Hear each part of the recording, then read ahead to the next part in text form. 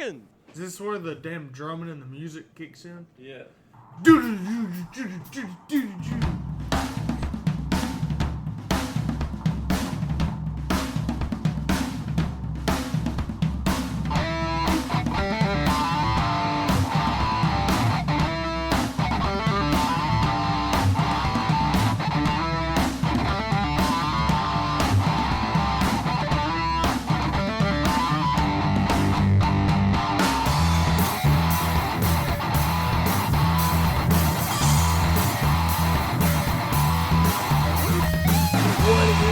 Going on, everybody?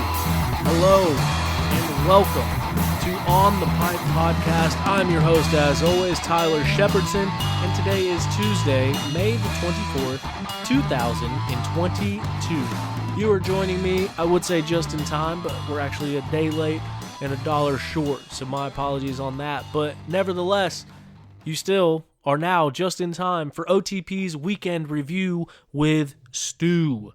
Super pumped to have Stu back on the show with us this week.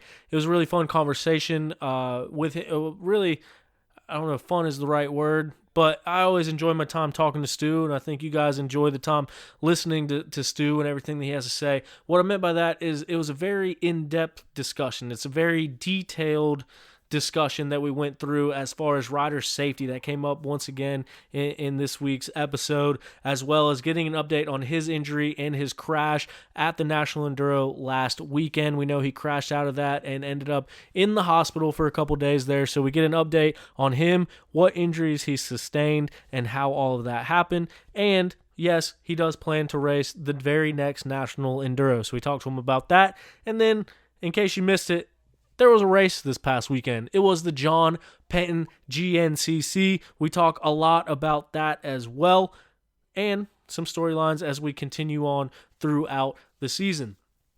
Before we get into all that, I want to say thank you so much for joining us.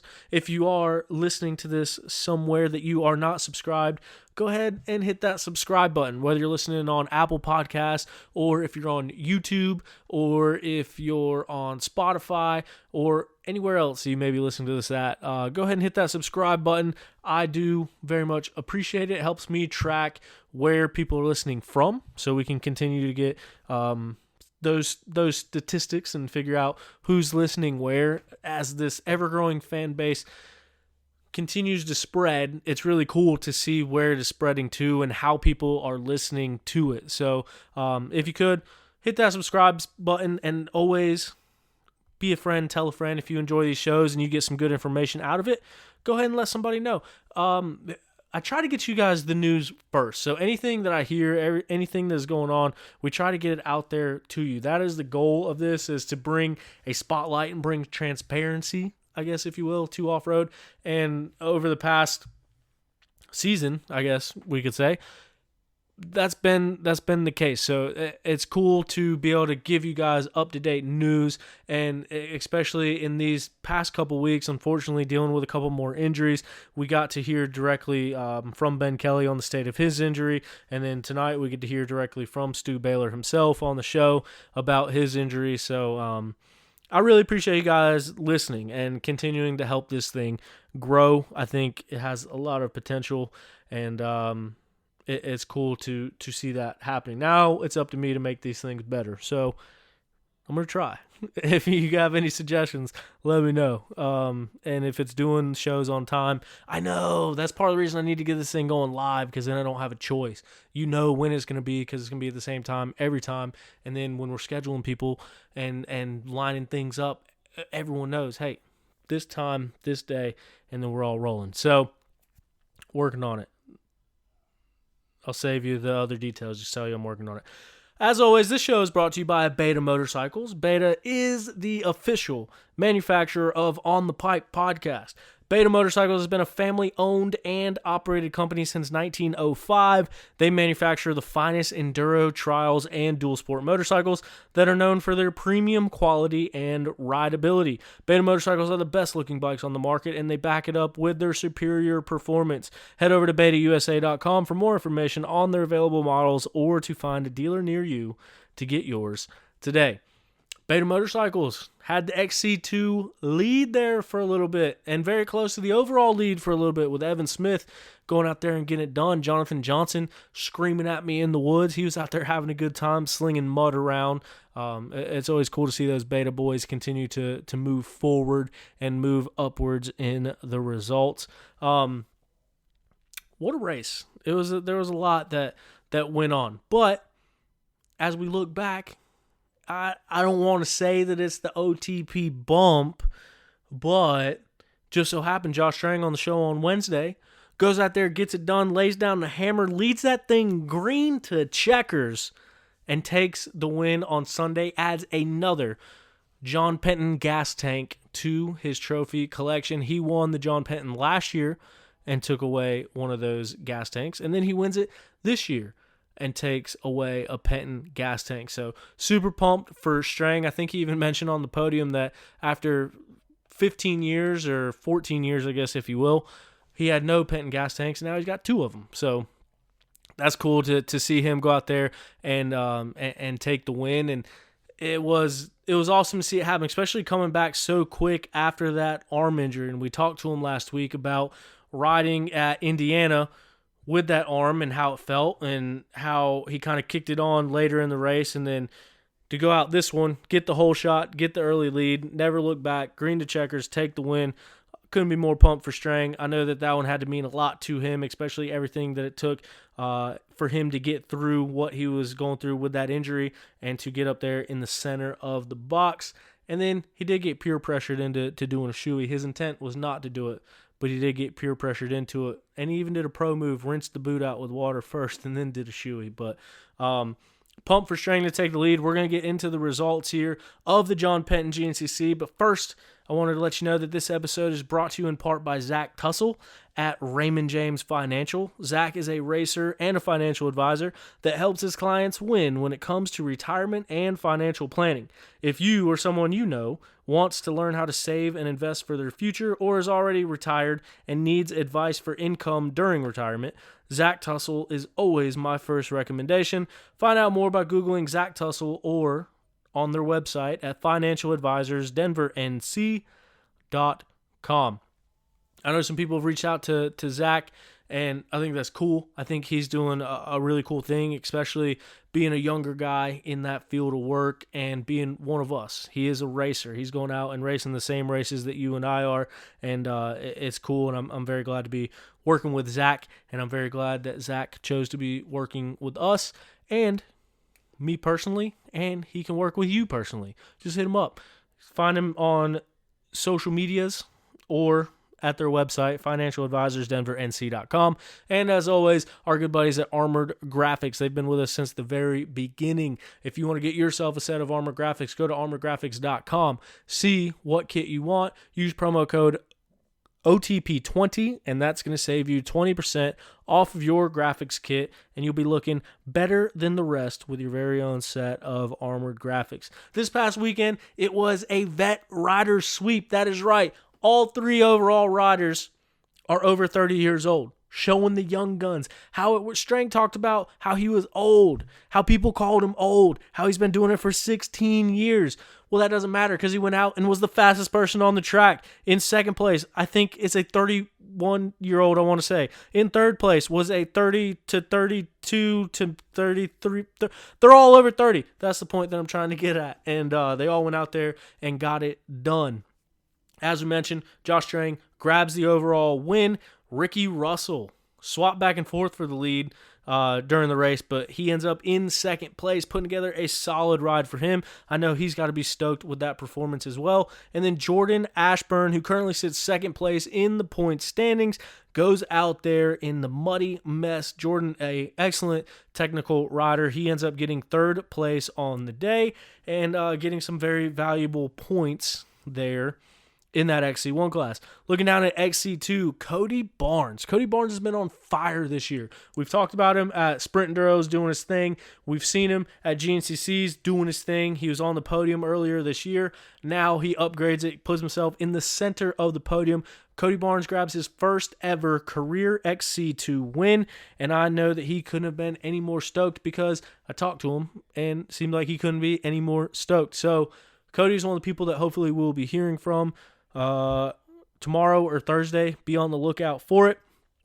But I'd be more than happy to talk to Cody and hear how his ride went, because I saw him out there and he was ripping. So couldn't be any more pumped for Cody Barnes grabbing his first career win. Ryder Lafferty continues to add on to this season that he is putting together, looking very good out there on that machine. He's currently sitting third place in XC2 points, and he adds to that with a second place finish this past weekend at the John Penton GNCC, and then rounding out the podium, making it back-to-back podium appearances, it was Liam Draper going up there and getting it done. So I'm sure Liam's got to be pumped on back-to-back podium performances. As we look down to our XC3 Pro-Am class, Brody Johnson. Got a chance to talk with him a little bit before the race and after the race. So super pumped for Brody. He went out there and won pretty decisively there. But he was riding good. He had a good race. He ends up getting the XC3 Pro-Am victory. Zack Hayes, the reigning and the former XC3 champion. He was the champion in 2020. He goes out there, gets second place. I believe he is the points leader in that XC3 class. So Zack Hayes has been putting together an excellent season. He is an excellent rider as well. So he is still right in there in that second place position as it sat at the end of the John Penton GNCC.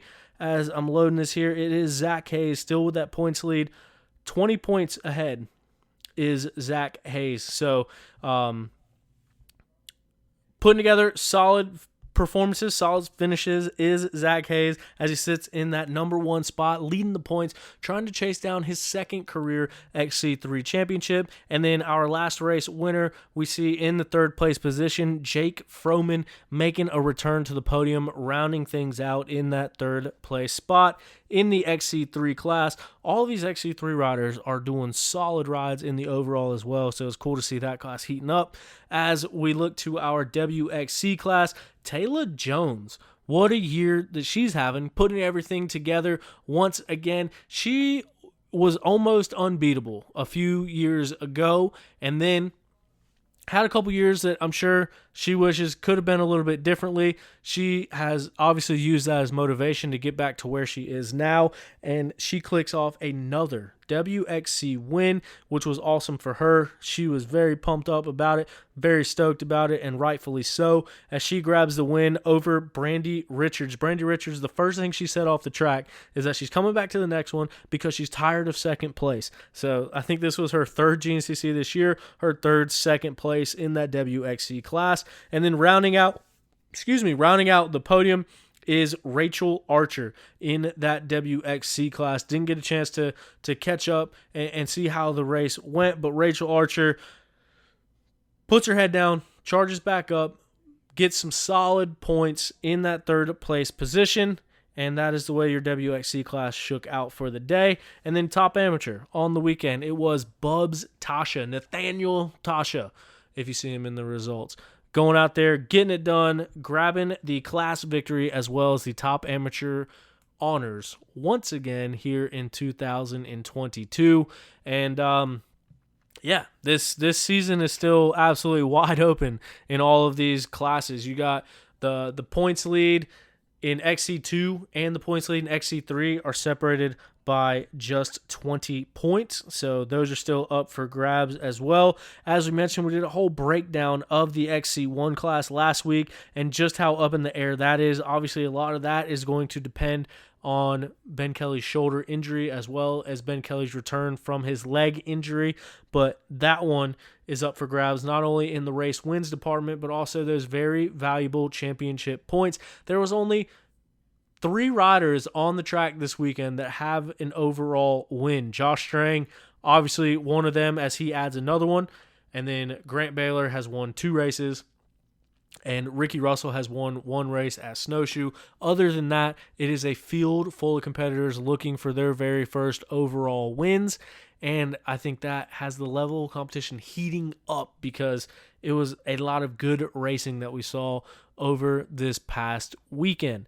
The WXC class is only 5 points for that number 1 spot. So Taylor Jones, your current points leader, Corey Steed went into the weekend leading the points.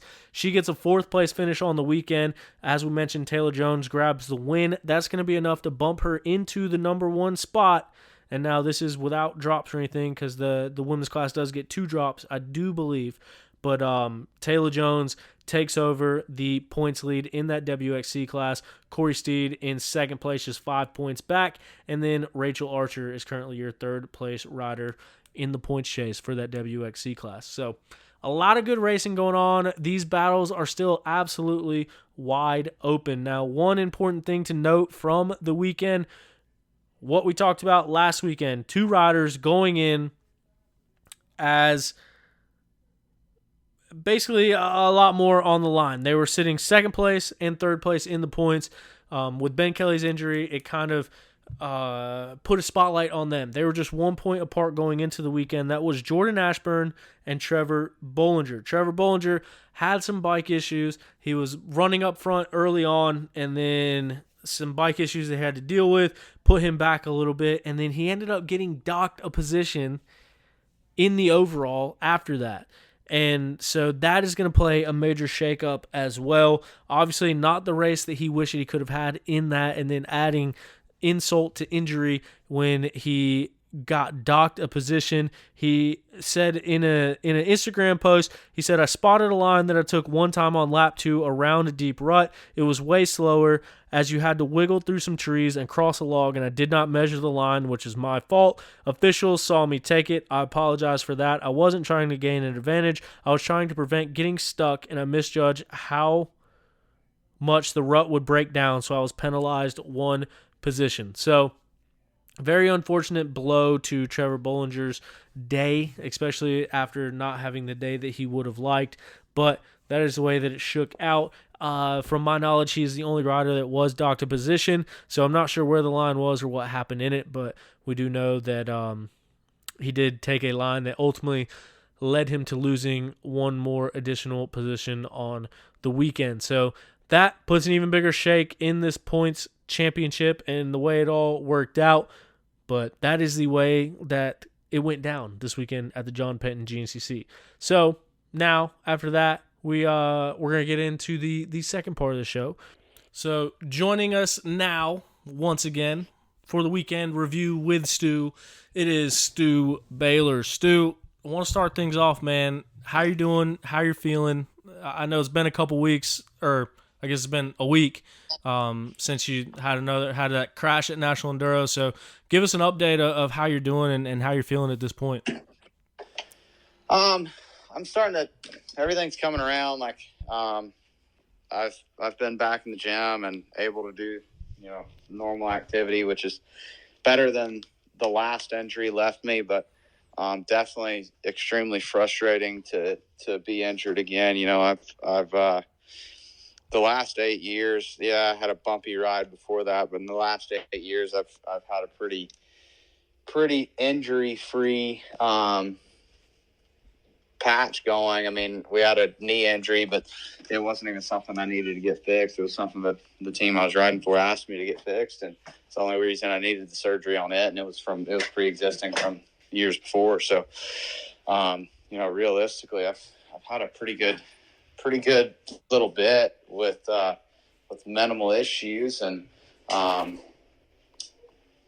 it just, I guess when it rains it pours. So we did have that knee issue, but like I said, that was more or less created by somebody that asked me to get fixed. That's what we did, and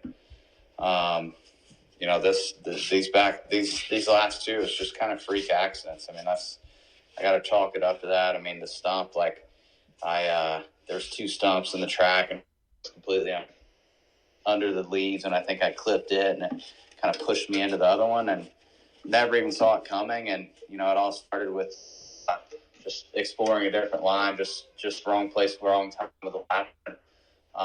This one was different.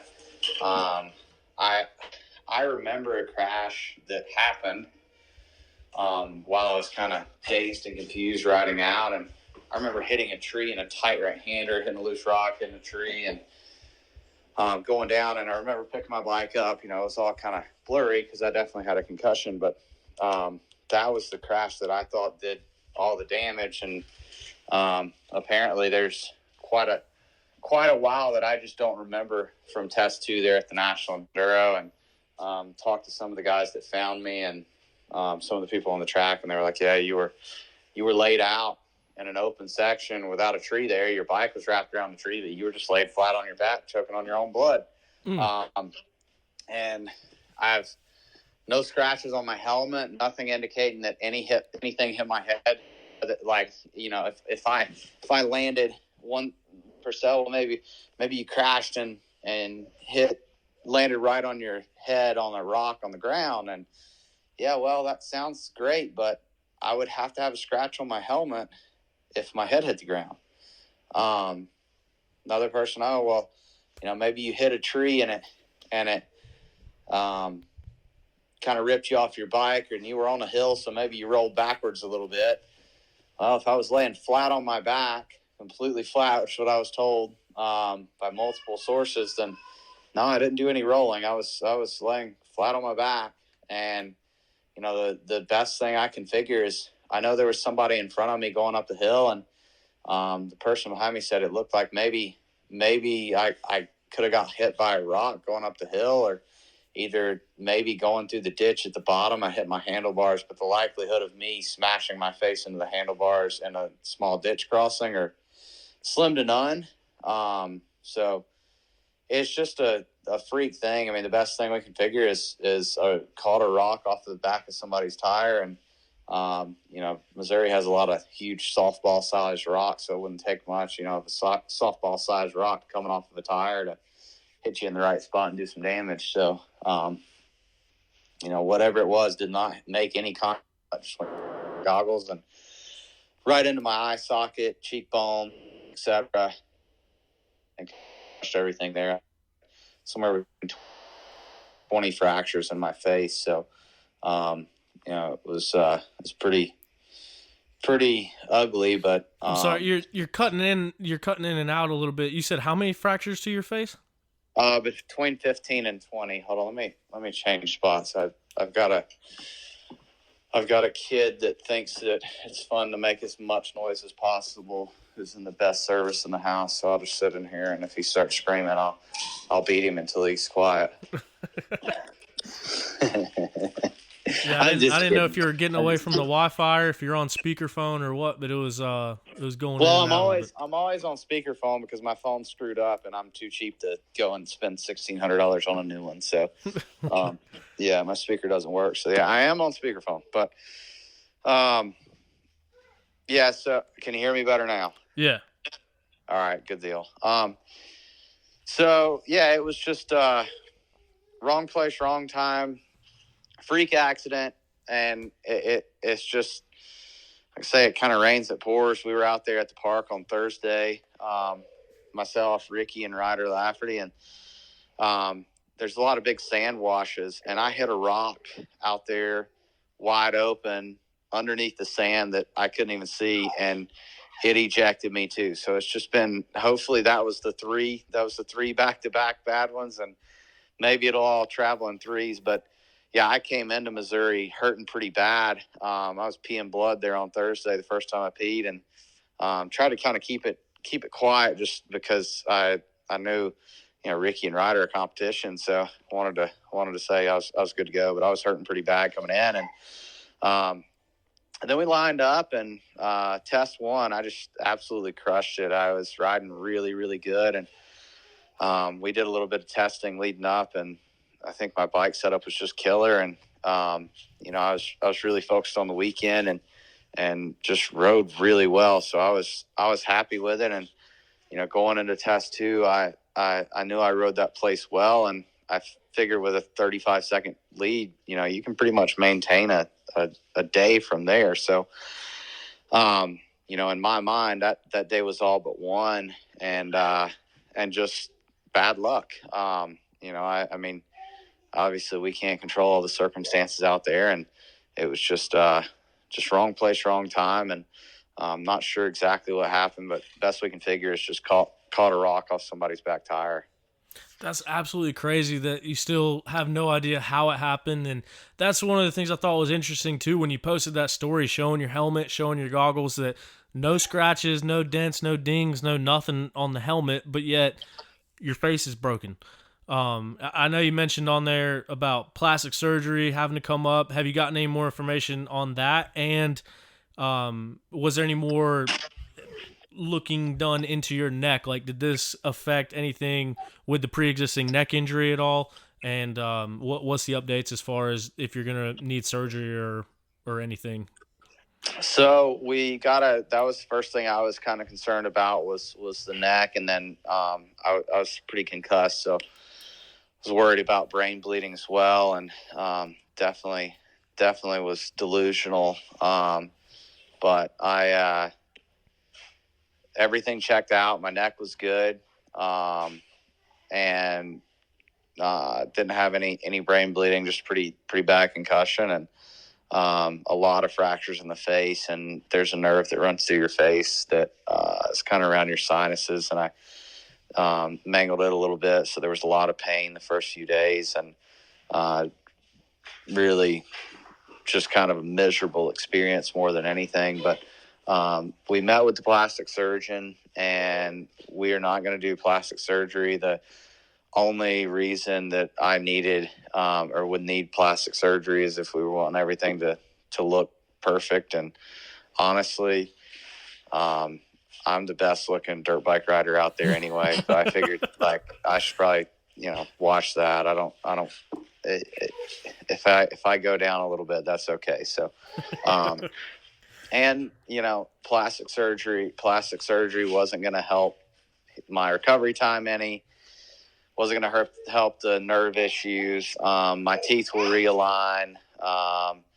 So pretty much everything, there just wasn't a major need for the plastic surgery. And we're trying to avoid any more surgeries at this point. So we opt to just stay away from it, and hopefully everything heals properly, but it should. The face heals really fast, so there's no major concerns on that. But it was I guess the best of a bad situation. And the only thing that pissed me off in the end was that I didn't do any damage to my neck, and that I didn't have any brain bleeding. I told my wife, I was pretty concerned. Like, I've had bad concussions. I've hit my head before, but I never had that feeling, which obviously now I know was because my face was crushed. But, I had never had that feeling of throbbing pain in my head.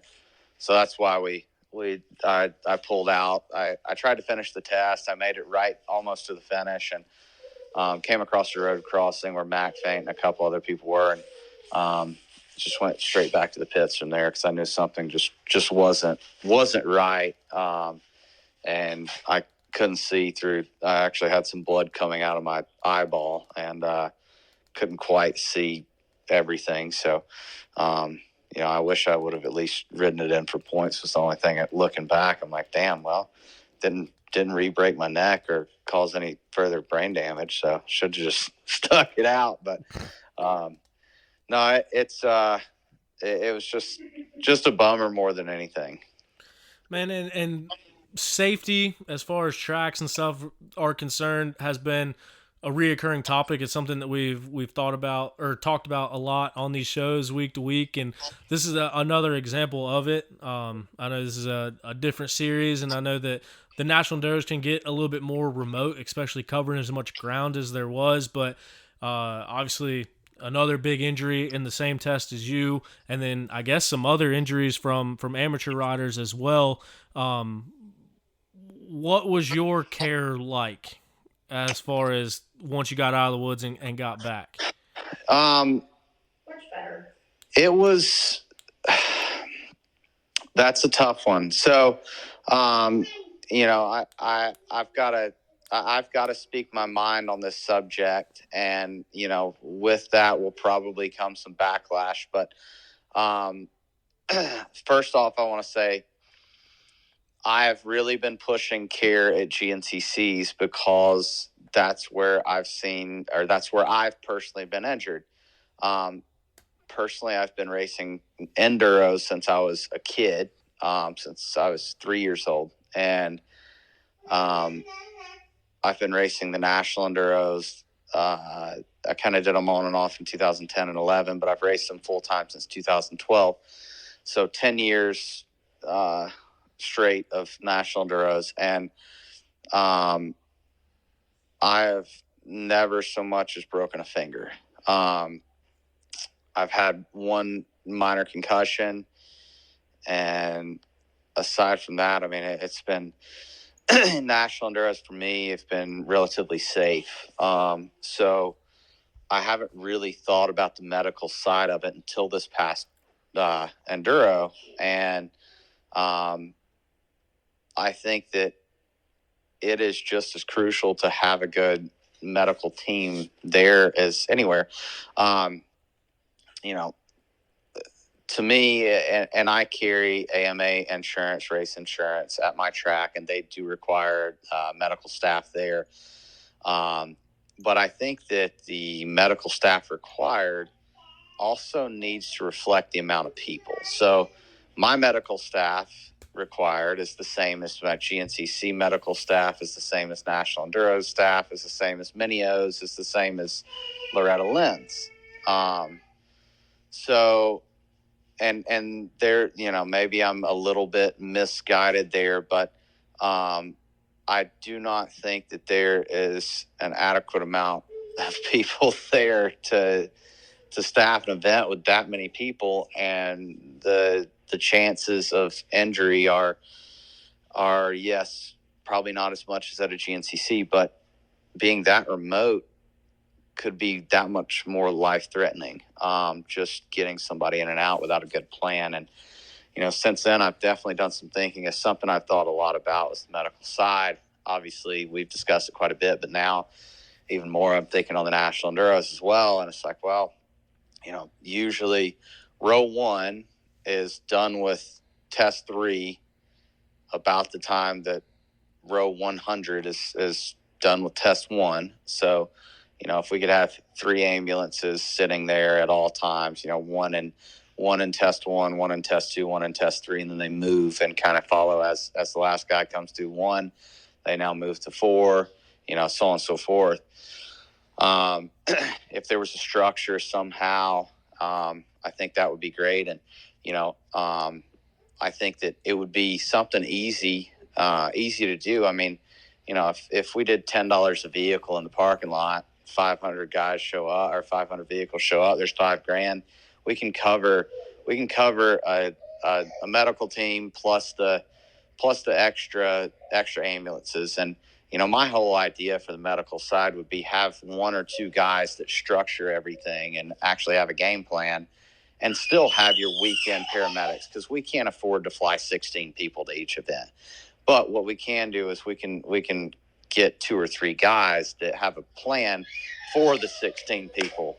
And that's what we have to, as a series, as promoters, as racers, we're going to have to start thinking about is how are we going to make it safe when nobody else is really pushing that. And I had some ideas. I mean, it's just, it's tough because nobody wants to put in the extra money nor the effort. I mean, I could probably pitch tomorrow to National Enduro, hey, that $10 a head, or $10, whether it's $10 a head or $10 a vehicle, they would end up probably taking 5 of it and giving 5 to the medical staff, or just shooting it down altogether because nobody ever wants to hear my ideas. But I'm not trying to be a pain in the ass when I speak. I'm trying to make this sport better because I do love it, and it's something that has been. I mean, it is my life. I'm not going to say it's a major part. It is my life. Like, racing is my life, and it's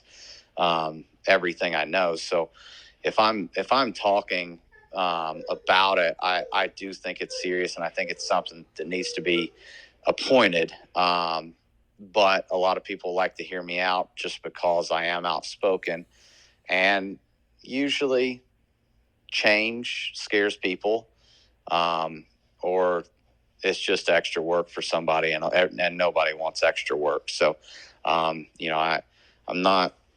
I've voiced my opinion about those at NEPG before, and I love the series. I think it's phenomenal series. It's a great place for me to make money, but at the same time, I've never been treated with respect there, and I doubt I ever will be. But I would like to see that I would like to see that safety side of things change, and a little more concern and care for the riders.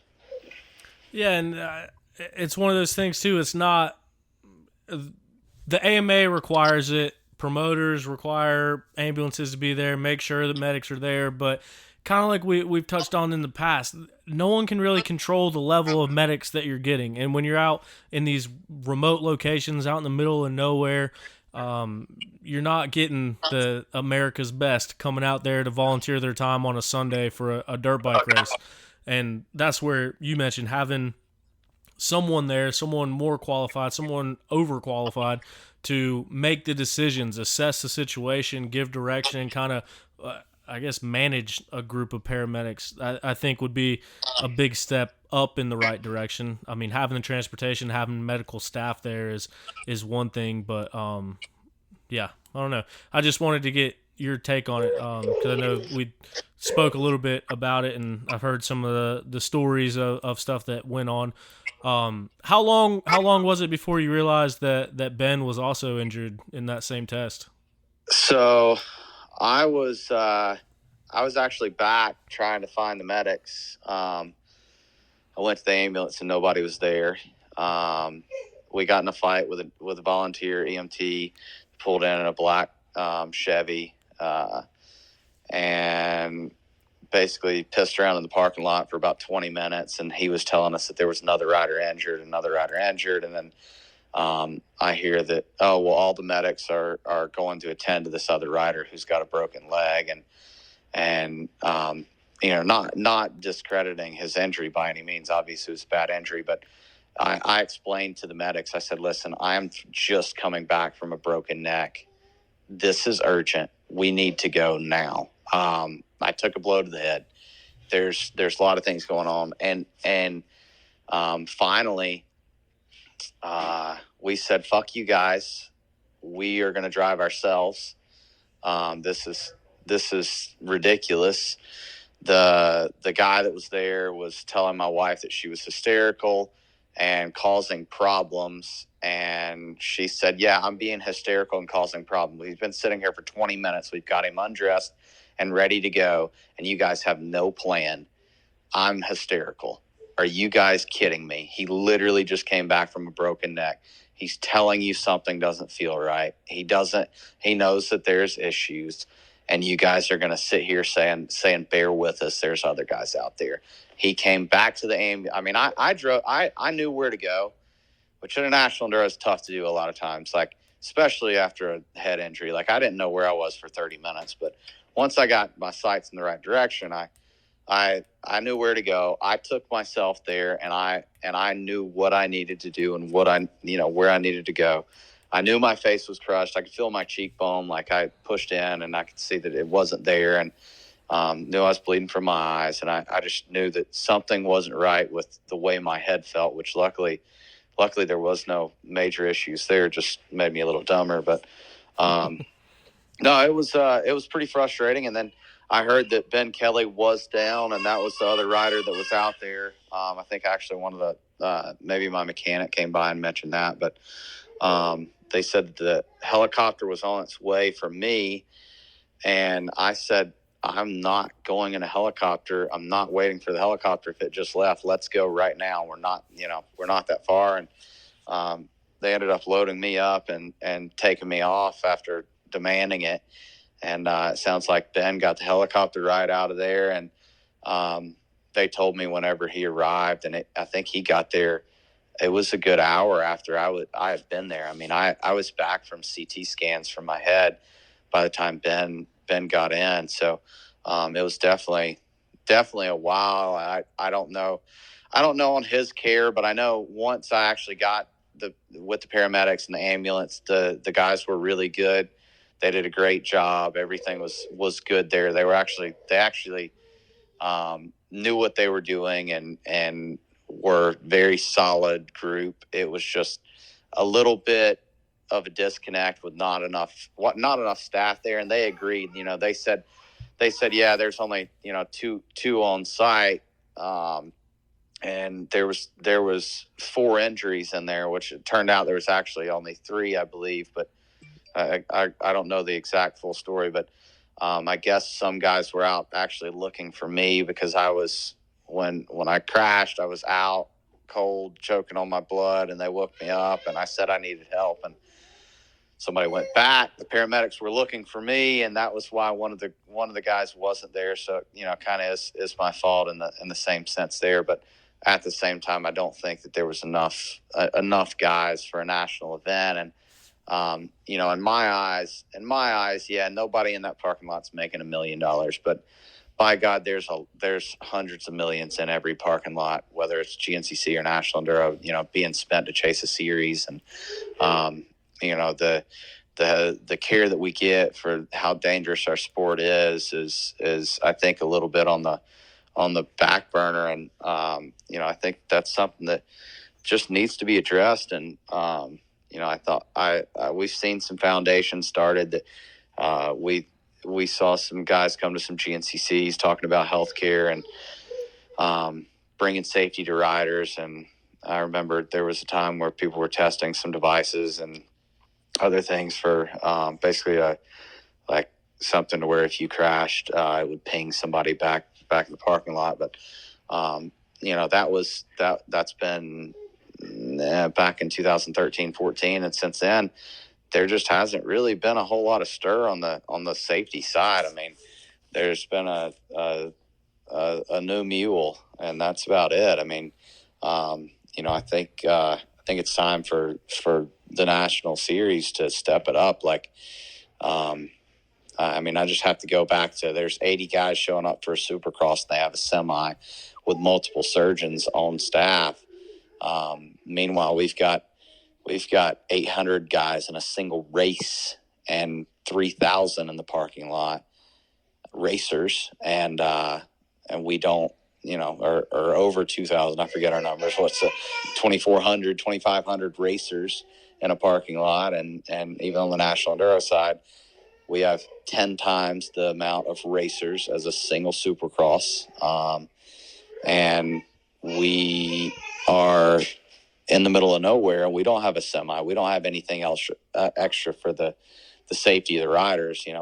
Half the ambulances don't even carry the proper splint. So, those are the big things. And I promise this injury, all it did was make me think about those things more. Actually, Sunday, watching the live feed, we spent the day with Dr. Tanner, my surgeon, and kind of going over some ideas. And we've asked for help. We've discussed it on here. We've talked about it a lot, and it just seems like we're just beating a dead horse. And it's I don't know how to get him to stick around, but I've got some ideas of trying to make it financially worth his while. While we at least have somebody interested in doing it, and it's just going to be kind of ongoing. It's tough, but it needs to happen. And if I have to be the face of it, and I got to figure out how to round up the money and do fundraisers to take care of it, then that's what I'll do, because I do think it will better the sport. And if people within the industry don't want to jump on and get involved, I know the people in the industry, as far as the fans, the racers, the spectators, those people will get in and get on it financially. And, I think with some fundraisers, we could do everything we needed to start it. And that's the next discussions that I'm going to start having now is, when the industry doesn't want to do it, if they don't want to get better, then as a rider, I feel like it's, it is part of my job to be the voice for the riders. And, I think that's something big that just needs to happen. So I'm 100%. I'm 100% going to do something soon with the help of Dr. Tanner, and hopefully everything works out. Yeah, I 100% agree, and that's kind of why I bring it up. I mean, I was a safety guy for a living until I decided it was a good idea to quit my job. But kind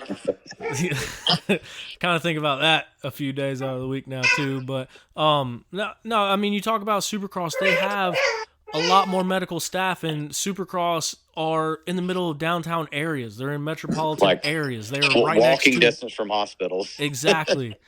We're out in the middle of nowhere in Missouri, in Union, South Carolina, in Crawfordsville, Indiana. Like, they're wherever the races are, they are not in downtown anywhere, and they are not within walking distance to hospitals. And I kind of alluded to the fact of there being no paramedic and no ambulance when you got back to the pits. I didn't know if you wanted to disclose that information. That's why I didn't come out and say it. But I think that is a very big part of it. Like you said, coming off of a neck break, spitting up blood, got half your face caved in, and there's not a paramedic in the ambulance. And it goes back to the conversations that we had before. And even with Ben's injury, I understand it took more than 2 hours to get him out of the woods.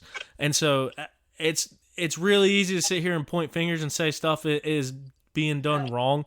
I don't know what the exact solution is, and if I did know what a solution is for that, I think I'd be doing more with my life than doing a podcast in my bedroom. But the point is there's no denying that something needs to change, and there's no denying that something could be done differently, because we go back to the very grim detail and the very grim fact, and a lot of people don't like when you say it like this, but had that been a life or death situation, we might have 2 dead riders right now. And I don't mean to laugh when I say that, but I mean, it is as simple as that. When it comes to a life or death situation, it'd be cool to see a more efficient way to get that handled. But when you are in these remote areas, when you are doing it on a budget and all that stuff, I know a lot of that is hard to solve. Once again, I'm not pointing fingers. I'm not doing anything of that sort. I'm just agreeing with you and recognizing that there is room for improvement from a medical standpoint. Yeah, no, I mean, I'm not, and I can definitely sound like I'm belittling these series when I'm discussing these things, but They all think about it too. Yeah, and they probably, they hear it and they don't want to hear it because it is true. And I've heard that I've ruffled some feathers by discussing these things and being so blunt, but at the same time, if it was untrue, they would say something in their defense. And nobody's done that. And if they did, I would catch them on every word that they used, because I can promise that there's not one person who would say that, yes, we are doing everything we can for the safety of the riders, because that is untrue. I will tell you that that would be an untruthful statement. Even if we do everything we can, there will still be more on the safety side that we could do. I mean, realistically, even if we get a surgeon there, even if we've got a game plan, it's just an improvement. That's all I'm asking for, and that's all I'm looking for. I'm not asking for them to spend $1 million a weekend on the safety. I'm looking for a solid investment in a medical crew and a medical team with a good game plan and proper execution whenever things go wrong. And you can't execute without a plan. That's going to be the first part of it is get a plan together. And each weekend's going to be different, and have the right vehicles to get people out of the woods, have the right protocol. There's just that's more or less what I'm looking for is trying to find places just to kind of fill those gaps that are definitely evident. I mean, again, you just can't say anything. You can't argue with it. I mean, there is no arguing that it is not. It's not that we're not equipped for what could happen.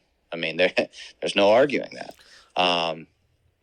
But as a track owner and a race promoter and a local motocross series, I understand the financial side and the financial responsibilities, and it is hard to make money if you're spending it all. So I get that. Like everybody's got to eat, but I think at a national level, there should, number one, if you have to inflate the prices by a few bucks, well, guess what? I remember when GNCC used to be $10 coming in the gate, and they've bumped it up year after year. Now, granted, the pro purse hasn't bumped up, but they've bumped up their payout or their gate fee year after year. And the they've rider bumped up entry their fee. entry fee. They've bumped up the prices that their sponsors pay. They've bumped up the spots that vendors pay for on Pro Row. And nobody's complaining. Everybody keeps paying. So if they need to bump it up $5 a head at 5,000 people coming into a GNCC, I think we can probably cover some medical staff. If National Enduro needs to bump it up to $10 a head coming into the gate at, however many, we probably get a couple thousand there at the first National Enduro, and there's $20,000. I mean, that's easy math. Like, we can run these numbers all day. Does it make sense from my side? Yes. Does it make sense from their side? I don't know. I genuinely don't know that answer. I'm just spitballing and throwing out all ideas on a podcast with a currently unemployed guy, and I'm currently might as well be unemployed because I sure the hell can't work. Every time I line up for work, I fuck it up. So, really, maybe we're just two degenerates that don't know what we're talking about. But, from my side, it seems like easy math and easy But we got a platform. But we got a platform. Our voices will be heard by all 6 viewers. Yeah, like it or not. But no, and I understand where you're coming from, and I understand that sentiment. And cool, if that's what we need to do, hey, let's raise the prices once again. At least we get a tangible something out of this price increase, because there's been price increases at every series, not just GNCC, National Enduro, every series. There's been price increases over the past couple years. With the way the economy is right now, everything is increasing. So if we need to add an extra dollar amount and say, hey, here's what this money's going to, and there's tangible evidence saying your $5 is going to this medical staff, then I'm all for it. But on the flip side of that, given the stuff that I kind of went through, I've seen the P&Ls, I've seen the back ends of at least 3 pretty major series and see what they're making versus what they're spending. There's plenty of room in the budget to add a little bit towards medical. Think about how much health insurance costs each month. I don't go to the doctor unless there's a bone sticking out or I'm bleeding out of places I shouldn't be bleeding out of. And just to pay that bare minimum health insurance is an astronomical fee. But the moment you're riding a motorcycle home in the middle of the night and hit a deer and snap your leg in half, well, now my $100,000 medical bill got covered by my insurance. It paid off. And it's kind of one of those same things. Like, yeah, it's going to cost money to have an upgrade in the medical equipment, in the medical personnel. It's going to cost more. But the moment that saves one rider's life, it pays for itself tenfold. And that there have been people that have died at races, and there are going to be people that die at races. If you can prevent one of those loss of lives, then whatever you have affected your budget for getting the medical upgrades, it makes it all worth it, in my opinion. But once again, I'm a degenerate with no job and a podcast. So do with that information what you will, but yeah. Yeah, and I'm an uneducated motorcycle racer, but I agree. I would agree with you, and I think that there's not a person in those parking lots that if they knew that $5 or whatever it may be was going towards medical unit, I don't think there's a single person in that parking lot that would have one negative thing to say about it, especially after this year. Yeah. I mean, of all the years, this is just honestly absolutely ridiculous. I just didn't think it could get any worse. But you've currently got both your number one riders down. I mean, you got the number one National Enduro guy from 2021, your number one our GNCC rider from 2021 on the bench. The number one Sprint Enduro from last year also had an injury. The number one XC2 rider and Sprint Enduro Pro 2 rider had an injury. I mean, it's been pretty crazy. I mean, it really has. So Hey, when you think about it like that, dude, shout out Jesse Ainsley. Still healthy, Pro 2 National Enduro champion, is out there doing it. Actually, I think that he may have had an injury this year. I want to say maybe a hand or something like that early in the season. I'm not 100%, but and maybe it was last year I'm thinking about, but I thought he maybe went to see Tanner to get an operation or something at some point this year. I may be wrong. Could be mixed up with last year, but HIPAA violation. I think, no, I'm just kidding. yeah. I think that something maybe did even happen there, but yeah, I don't know. And these injuries, there's something that happen every year. They happen year after year. They just happen to a 40-plus C rider, and they happen to an Open B rider, and they happen to a Lights A rider. And I think this year, with all the Pro 1 and Pro 2 guys that have succumbed to injury or suffered injuries this year, yourself included, I think it just gets it out there more. More people hear about when you guys are getting hurt, and this has just been a year where we've seen more pro riders go down than I want to say ever.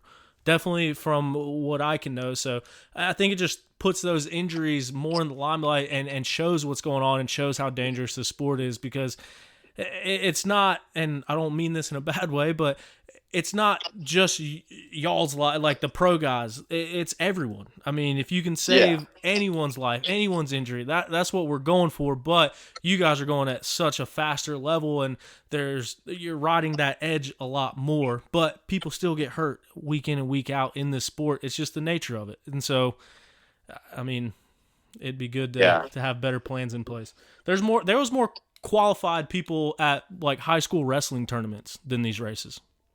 Yeah, it's sad. I mean, it really is, and I think it's something that definitely needs to turn. And I would say hopefully by the end of this summer, if nobody else jumps on board with Tanner, then I'm gonna try to figure out a way to start something to make it profitable. To get him to the races and keep him interested. I mean, he and I kind of had the discussion, like, yeah, he's been volunteering thus far, but at the end of the day, volunteers are not the guys that we want. Like, we want somebody that's paid. And even though, yeah, he's helped us a lot, like, if it's his job to be at the track, he's going to treat it differently. So, and even if it's not him, even if it's somebody else, another surgeon or whoever it may be, you treat things differently when you're volunteering versus when it's your job. So if there's a way to pay him so that it is his job and it's worth his while, I mean, you're talking about an ortho that can literally be an on-call surgeon on the weekends and make $5,000 a day being on call with the local hospital. So why is he going to give up every weekend, 23 weekends if he did both series, or even 13 just for one?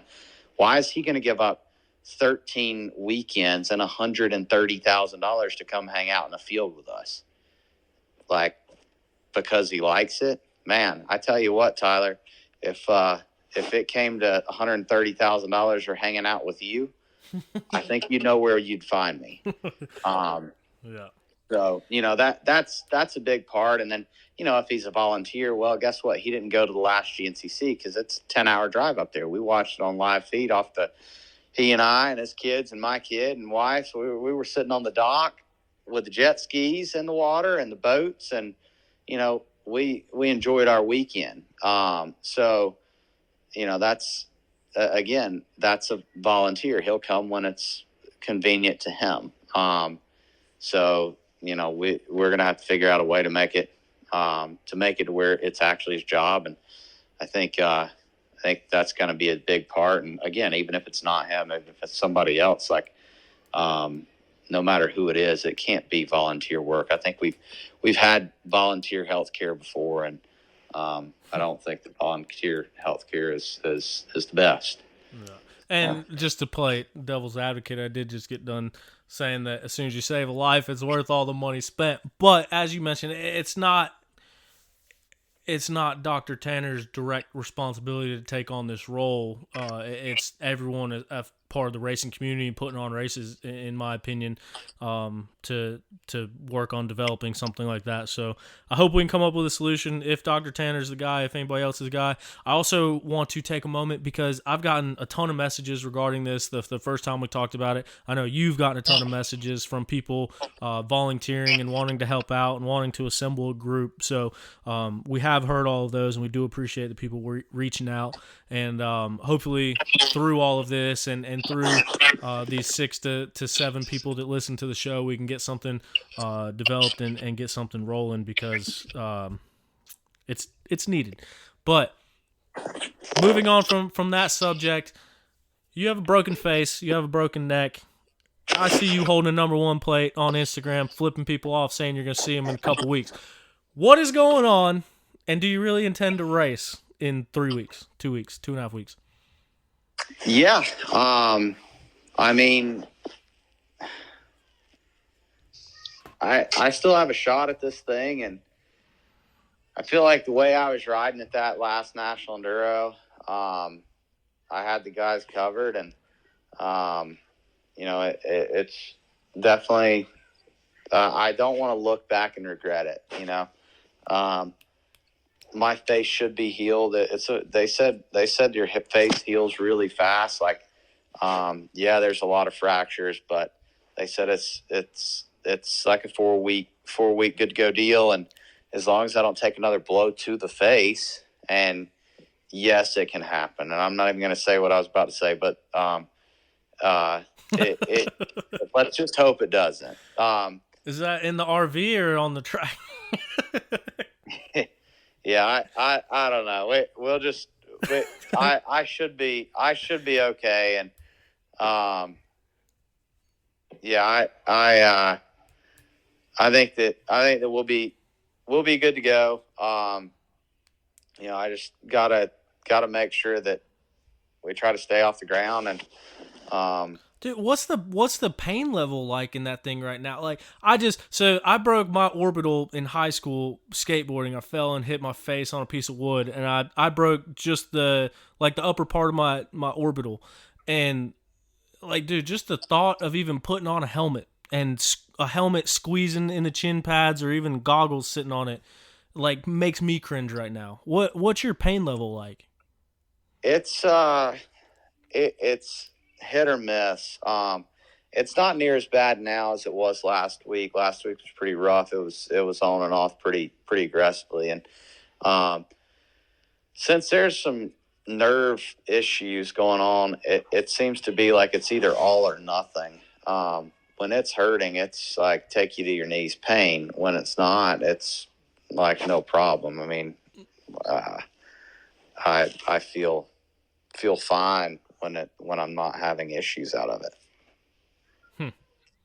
So definitely all or nothing, but no, I feel like by then I should be good to go. And I don't want to look back and regret not lining up. That is a very noble thing, I guess you would say. That's a tough hill to stand on, and I can't imagine the thought that you've put into that. And as you mentioned, racing is your life, and this is your job, and it is your livelihood. So from my standpoint, all I can do is wish you luck.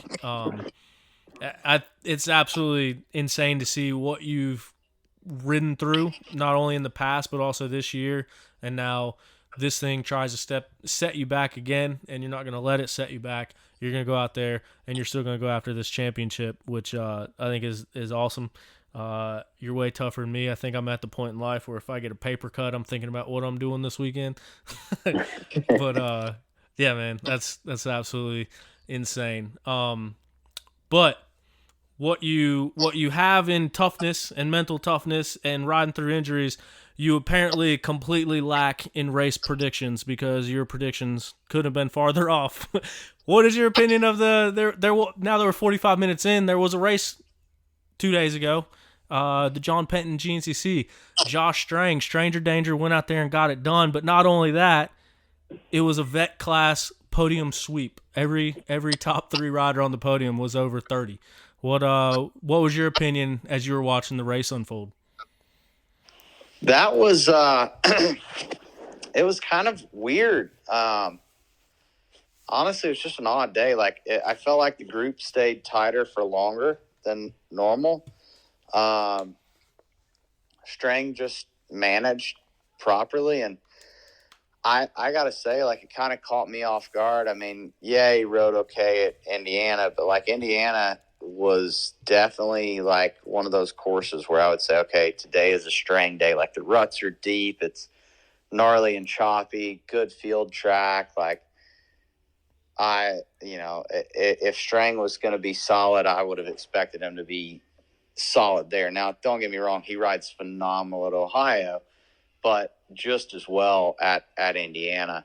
And for him to be back where he was in Indiana, I just didn't expect to see quite the rebound. Now, I took the conditions into consideration, and I was like, okay, well, Strang does ride in the wet ruts well, so I think he's going to be probably 4th, not 8th.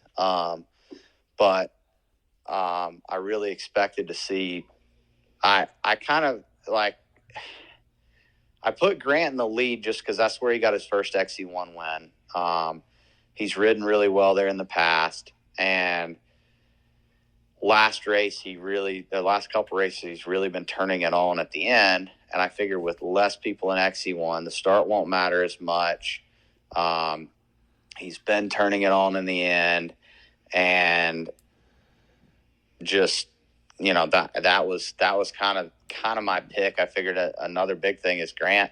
Grant has really struggled, I think, with his mentality. I think that's been Grant's biggest problem. I mean, you look back in 2014, Grant was riding with Caleb not every weekend, but the majority of the GNCCs. He was the only person up there with Caleb, and he was 16 years old. So we know Grant's fast. We know he's talented, but his mindset ever since kind of getting screwed out of a few rides, I think he just kind of is over the industry. And I was hoping maybe with Ben out, myself out, other riders out, that would be the trigger to kind of bump him up to want it a little bit more. But obviously that wasn't the case. I definitely didn't expect to see him go backwards. I mean, his lap times progressively got worse, which just never happens for Grant.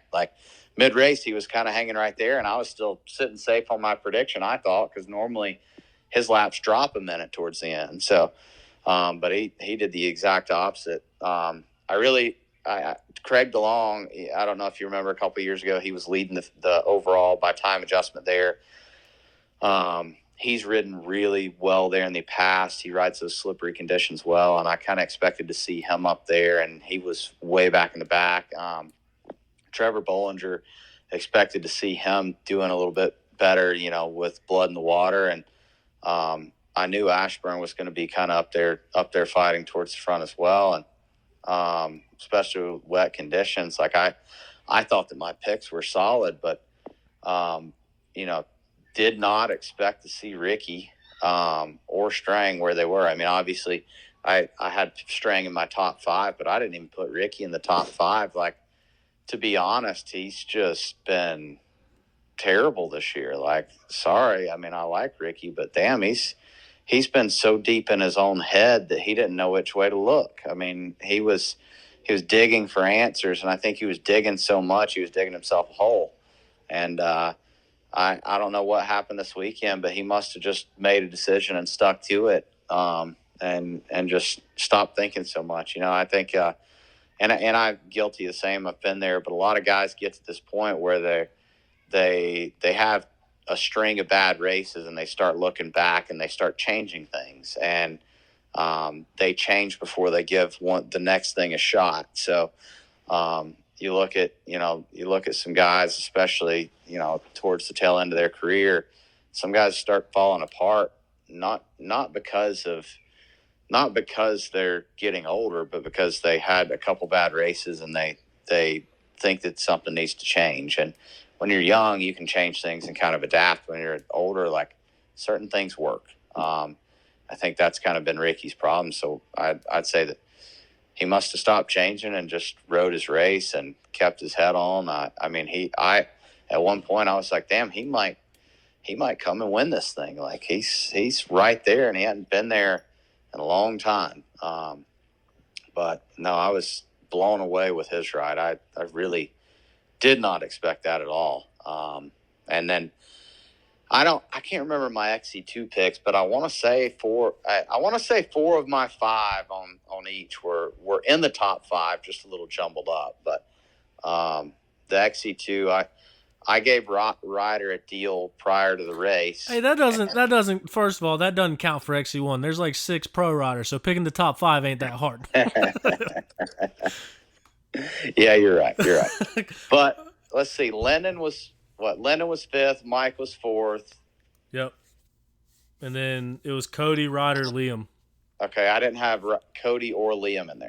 Which, in my defense, Cody has been not at all where I expected him. He rides so well, and I was picking him early on this year. Like I was thinking he was a podium guy, and he just didn't show it like anywhere. I think he's one of those guys that treated his off season really seriously, and what I mean by that is he rode himself into the ground. Came into the season kind of behind, and if I had to guess, he probably slowed things down a little bit and took a reset, and he's figuring it out. But a lot of guys do that. It's easy to get ahead of yourself in the off season and do too much, put a major load on yourself, and come in recovering. And you don't need to be coming in recovering. You need to be recovered when you come in. So I'd say that he's finally kind of figured that balance. And Cody's fast as hell. I mean, you see him in the sprint enduros, like he should be up there, and he just hasn't really been showing it this year. But Liam, this is where he entered himself last year and messed himself up. So I mean, Liam's kind of a head case, so I didn't expect to see him up there, and he proved me wrong. And he's one of my guys. I guess I should have had a little more faith in him, but no. 2 podiums in a row for Liam. What's that? 2 podiums in a row for Liam. It is, and he faded pretty aggressively at Indiana, but this weekend he didn't fade. He started coming on there at the end and picking people off, coming from the back. So I was really, really surprised. I remember seeing him in 8th, and I was like, yeah, that's probably where he'll be. And then the next lap, remember Dr. Tanner was like, I think did I say Liam in 5th? And I was like, nah, you probably heard something wrong. But no, I mean, talking to Ryder, he said he rode a really good race, and Cody was just riding better. So, it wasn't like it was a weak class. I mean, Cody just really, really turned it on. And then, Mike and Lennon, I don't know what happened to Lennon. I kind of expected him to once he got up front, kind of stay there, and looked like he started going backwards again. But, I think they're going to have a good battle this year between those two. I don't think it's quite over. I obviously Lennon's got a pretty decent points lead, but I also got to think like how many more 4th and 5th places is it going to take before Ryder slips up in there and starts kind of showing potential for a championship contender. I mean, there's 2 more races before summer break. Like, are those boys going to go into summer break a little concerned about Ryder? I mean, High Point, he almost got his first win years ago, and Snowshoe last year he got a pretty solid podium. I think his only podium of the year, 1 of 2, and got 2nd place at Snowshoe. So Ryder might be starting to put the pressure on these guys moving into summer break and kind of mix up that XC2 class as well. Yeah, Ryder's been very impressive, and to your point, Cody Barnes has been very impressive as well. Both of them doing it at 2 series, Cody at GNCC, and then Sprint Enduros going out there and winning, and then Ryder, obviously, the National Enduro Series and doing well in GNCCs this year. So he's I don't want to say surprising, because I think we've always known that potential was there, but it's cool to see him unlocking it and doing it more consistently and really taking advantage of the ride and everything that he got this year. So just to go off of that, though, they're all 20 points apart. So it's Lyndon, Mike, Ryder, and so Mike is 20 points back from Lyndon, and then Ryder is 20 points back from Mike. So it leads me into my next thing that I wanted to talk to you about. Did you, and I'm probably setting myself up for failure by asking this question, did you listen to the shows last week? I did not. I didn't listen to anything or even think about dirt bikes aside from, I watched the live feed and that was it. Yeah, and completely understandable, by the way. But so I had Lyndon and Strang and Angus on Wednesday, but then the Monday show kind of talked about the injuries, like kind of where you stood, and then I actually reached out to Ben, and him and I had a conversation, and he gave me a statement to read, and so I kind of talked about that. But one thing that I did in last week's episode is kind of broke down the points and where it all stands at, and basically, and Strang reiterated this when he was on the show as well, but the way it stood when Ben got hurt, he stood with a 65-point lead. So that is 2 races, no matter what. After going into Snowshoe, Ben would be the points leader no matter what. But one of the things I talked about is if we get these guys that aren't necessarily in the championship race at this point, like Strang coming back from injury, like Ricky Russell coming back from injury, these guys that could very easily sneak in and take wins and take seconds, just like they did, it's going to bump Bollinger and Ashburn back. So Bollinger and Ashburn were 1 point away from each other for that second place spot going into the weekend. But doing the math and working things out, if either one of them got 3 third-place finishes, Ben Kelly is still going to be leading the points at summer break. And then Ben Kelly has 17 weeks to heal before his first race back after summer break. So 17 weeks to heal a broken leg and then waiting to hear what's going on with the shoulder. That's a substantial amount of time. And there's a very big possibility that Ben Kelly can come back with the points lead 17 weeks later after breaking his leg in half. And we talked about that happening, and then this weekend it happened. Jordan Ashburn got bumped into that 3rd spot by Strang having a good ride, by Ricky having a good ride, and then Bollinger had some bike problems and gave up some very valuable points. So if let's say Ashburn doesn't capitalize on these next 2 races, it still leaves that door open for Ben to come back in the same season and potentially win this thing. But where I was getting at, going back to the XC2 battle and what I wanted to get your opinion on, is doing all the math, and the reason that works out is because of the points gap and the differences. So first place is 30 points, second place is 25, and third place is 21. So from a first place to a third place, that's a 9-point swing. And we talk about the 3 XC2 guys all being 20 points apart from each other. That's 2 races first and third apart from taking over the points lead, nearly. Do you like that the points gap is that big? Do you think that promotes like a more competitive thing? Or, doing the math, there's the potential that someone could wrap up the championship by Snowshoe. So do you agree with that points gap? And I guess kind of your thoughts and opinion on that little quick math of how the points could work out going into summer break. That's a tough one.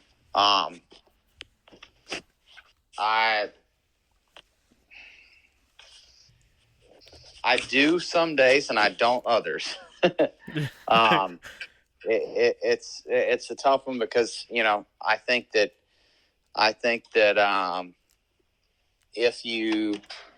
if a rider, let's say, misses around, but can come back and do a lot of winning, it gives them the opportunity to still fight for a championship. Like we saw your situation come down to last year. Correct. At the same time, it doesn't necessarily show who the most consistent rider is. If it was 1-point differences, then, you could see a consecutive third-place guy that finished every round and never got injured win a championship. So, that's the tough part. There's definitely 2 sides to that one. That's a tough one there. I think 1-point gaps could make for more entertaining championship battles. Maybe not even 1 point gaps. What about 3 point gap or a 2 point gap? More like a Supercross you're discussing, like 26, 23. Yeah, I think so. 1 point is the way that all the amateur series work, and even in GNCC and all that, it all goes back to a 1 point thing, which does kind of suck because, like you mentioned, a rider can win every single race and then DNF one race and lose the championship to someone that was just third place all year. And I don't think that really shows who the best rider is throughout the entire course of the season. But a 9 point gap from first to third is big. And it's like that at National Enduro and GNCC. Yeah. Yeah, it definitely changes things drastically. I mean, but like I said, I mean, it makes things, it can make things open up very fast if you miss around, but also close them up very fast if you were winning a lot. So it's, it's tough. There's definitely two sides to that one. I don't know how far I want to go into that rabbit hole. It might be tough that one might be a little bit, little bit difficult, but, I doubt we would see that one change regardless. It hasn't always been like that though. I thought, wasn't it changed in the past like several years, couple years? For as long as I've been in the XC1, XC2 class, it's been the same. So at least for the last 12, 13 years, it's been the same. I don't know prior to that. It definitely could have been different. But yeah, I don't know. I mean, it seems like, yeah, there could be more interesting racing if it was 1 point differences right now. That could change a lot. And, definitely could see the argument on why it could be better. Yeah, and I mean, I wasn't really arguing to change it or what's better or what's worse. I was just kind of getting your opinion on it after talking to a couple of people about it over the weekend. Yeah, that, like I said, I'm kind of on the fence on that one, whether it'd be better or worse. I mean, I'm one of the guys that's going to try to race every round, and it might be better for a guy like me.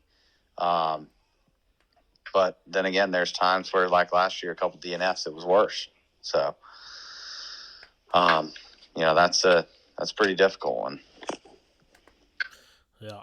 And then another thing, I heard that I guess I heard that Bollinger was penalized this weekend. Was there any insight on that? I haven't heard what exactly went on there. Yeah. So, I mean, I know he was definitely fired up after the race, and rightfully so, especially the way that things are happening now. But as far as his penalization, I don't know, like, what part of the track it happened at. I don't know what the final call was. All I know is just his story, which, I mean, directly from his post says, I spotted a line that I took one time on lap 2 around a deep rut. It was way slower because you had to wiggle through some trees and cross a log, and I did not measure the line, which was my fault. Officials saw me take it. I apologize for that. I wasn't trying to gain an advantage, trying to prevent getting stuck, as I misjudged how much the rut would break down, so I was penalized 1 position. That is his account of the situation. I don't know where that line happened at. I don't know what official saw it or what the official ruling was, but with the new camera policies and the new, I don't know, all the rules and stuff surrounding it, I'm not sure where that came from. Actually, I didn't hear anything about that through the pits or anything until Bollinger. I just saw that. Yeah, I saw the same thing, and my what I was wondering is yeah, he was docked 1 position in XC1, but that actually moved him back 10 positions in the overall, because the next rider was Craig DeLong, who was sitting like 15th or 16th overall. So it moved him from 7th or 8th back to 16th or 17th. So it moved him, I believe, 9 positions to be exact. And I was wondering what the situation there was, because if that's the case, then it shouldn't be one XC1 position, because we don't go off of XC1 for points. We go off of overall. So if it comes down to a championship, that could be some major points there. I just wasn't sure of the situation. Might have to do a little bit more digging on that, because that could be, that could change the outcome of a championship at this point, with Ben's current health. I'm trying to double check it right now as we talk, but I'm pretty sure that the way that because there used to be an overall championship and an XC1 championship, and you get 2 number 1 plates for it. I'm pretty sure now It's just overall. It only goes off of XC1 scoring. No, it just goes off overall. So the thing keeps closing out on me. What? I'm having technical difficulties here. I'm trying to figure out where the point scale is for once you get back to like 10th, 11th place, 9th place. Because, like, for instance, you at Big Buck got 9th place in XC1, but 11th place overall, and you're scored with 10 points, which I'm pretty sure 10 points is the proper amount for an XC1 finish of 9th. So maybe the rules change when they want them to, but I know last year, I got 0 points at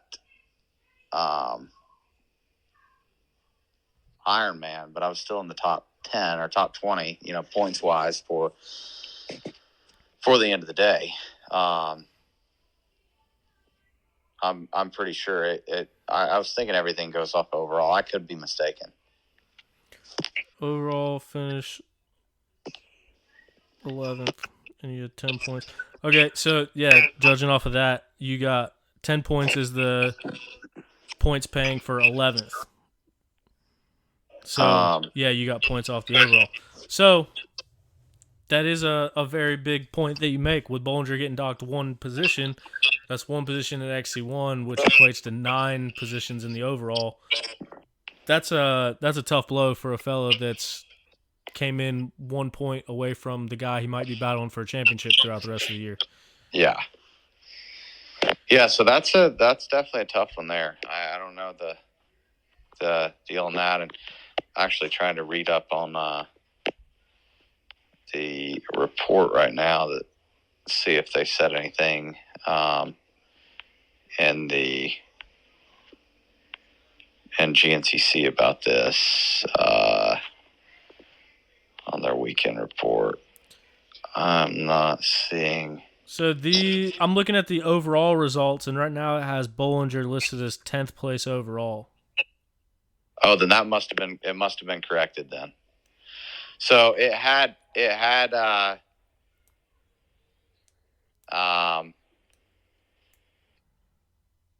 him listed quite far back there. It would have been 17th if he was behind Craig. So maybe that point was brought up by somebody to them, and they corrected it. I didn't even think about that. Yeah. So it had him listed as 17th after the weekend. I know for sure that. So yeah, that must have been corrected then. Dude, so how about Evan Smith? Evan Smith was putting one together out there. He was. He kind of shocked me. Like, I saw him come by the camera, and I caught it last second, and I was like, damn, he might be in the overall. If they started exactly a minute apart, it's going to be close. And then he checked in, I think, third or fourth overall after lap 1, but not far out of it. And he must have just blown himself out a little bit once he got up there with that full head of steam. But nonetheless, I mean, he definitely showed some major potential. Yeah, I didn't get a chance to talk to him afterwards. But yeah, I mean, I was pumped on I guess it was after the first lap to the second lap. I was standing out in the woods filming, and he was still the first one by me, and I was like, wow. I thought he put together a really impressive ride, and I know switching brands, switching bikes, switching teams, and everything this year, that has to be a bit of a vote of confidence to prove that you can run up front, even if it was for just a couple laps. It's now how do we take those couple laps and put them together for 3 hours?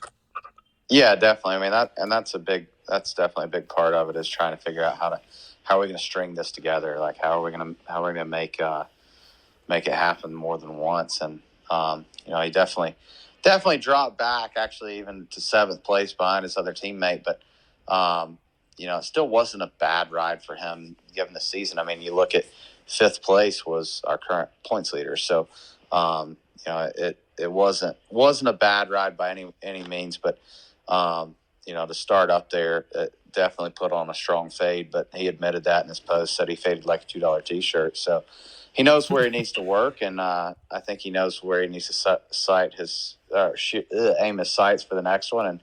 And hopefully he can continue to put those together. He's always been one of those guys practicing that he's just always is faster than I am, and never could race, but he's always kind of run off-brand tires and a couple things. And it's funny, like at the beginning of the season, I was riding one of I don't know if I'm supposed to say that.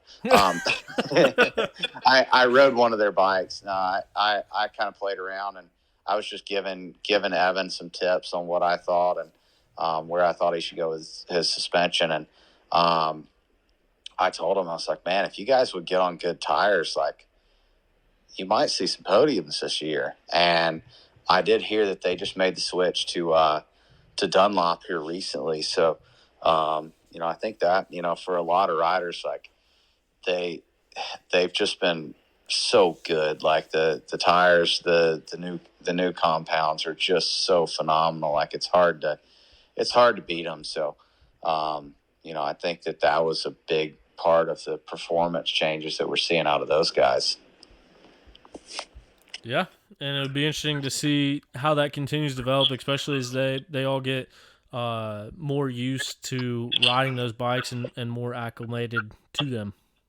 Yeah, yeah. So what about Bubs? Bubs had another good run, top amateur. Is that hand injury behind him? Have you talked to him at all about his rides? I mean, that was a good day for the Teely Energy boys. Yeah, he did what he needed to do, and he said, yeah, I could have gone faster, but I knew I needed to win. And that's good to hear, because, his biggest thing is staying focused and doing what he needs to do. Just for now, that's what he needs to continue doing. And I told him, I was like, dude, if you want to worry about overall finishes, wrap up the championship, and then you can go after overall finishes. You can go as fast as you want to go. But right now, he needs to click off good rides. And Grant Davis was obviously out. JoJo Cunningham, the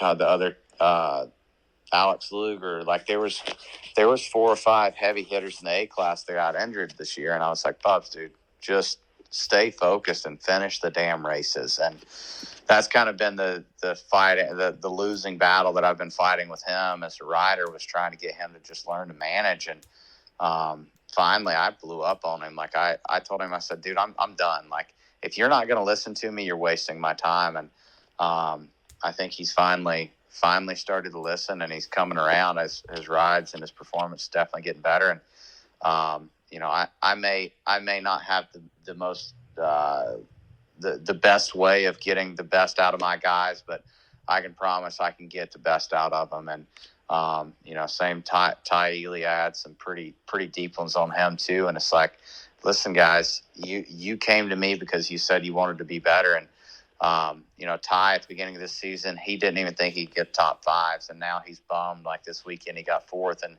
he's bummed that he didn't win. He said he thought he had the speed to win. So, it's good to see. Like, obviously, I take pride in that, and I feel like I somehow helped him get up there. And I like to see those guys performing, and a lot of it at that age and their level is just mental. But I think they're figuring it out, and Bubs is definitely kind of coming into his own.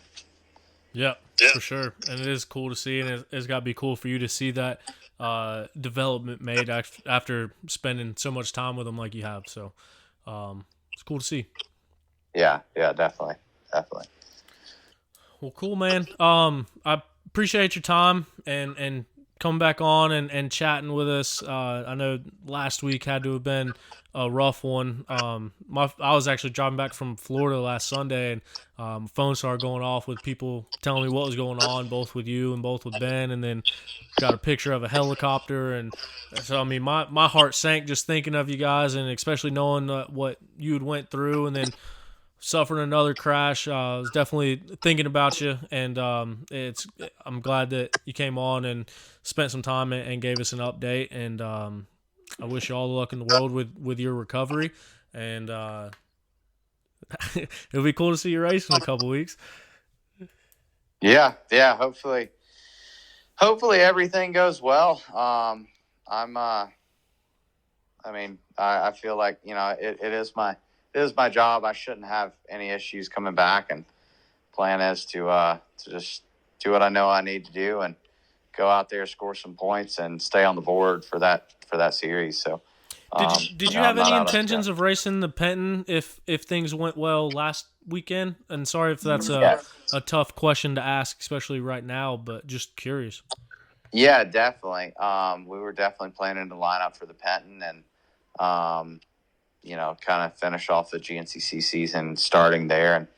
And it's been one of my races. Like, obviously, I didn't win that one last year, but I think even just on the last lap alone, I was a minute faster. Just had a little bit of a pit issue there last year. So, I think the last two times it was the Burr Oak. I won both of those, and I feel very confident on that track and that terrain. So I thought it would be a good one to come back. And we were talking about going back to snowshoe, but snowshoe is not necessarily your typical GNCC. So using that as a gauge to where I needed to be going into summer break was going to be difficult. So I really wanted to try to either hit that one or High Point. And that was definitely the plan until plans obviously were changed. So part of it. Well, you got any idea of when you're going to get back on a bike, or just kind of taking it day by day and seeing how you feel? I'm going to try to stay off the bike until the week of the race, and try to get riding, the couple days prior to the enduro, make sure that everything feels okay and that I'm, my vision is there. I've noticed my reaction time's about 10% off, and little things like that. My focus isn't quite all there after hitting my head. So I know that there's going to be a couple things, and if I'm not confident that I can miss trees, then I will definitely not line up for Cherokee, because it will be a tight one and it's going to be hot. So I think I should be good, but there still is the chance that everything's just not doing right as far as my vision and other things. So hopefully everything goes well, and we'll be lining up though. All right. Well, good deal, man. I guess relax, take it easy till then. Once again, thanks for your time, man. Appreciate you joining us, and glad to hear that you're on the mend from another scary injury there. But yeah, man, appreciate it, and I guess we'll talk to you in a couple weeks maybe. All right, awesome. I'll talk to you then. All right, thanks, dude. See you. All right, see you. Bye.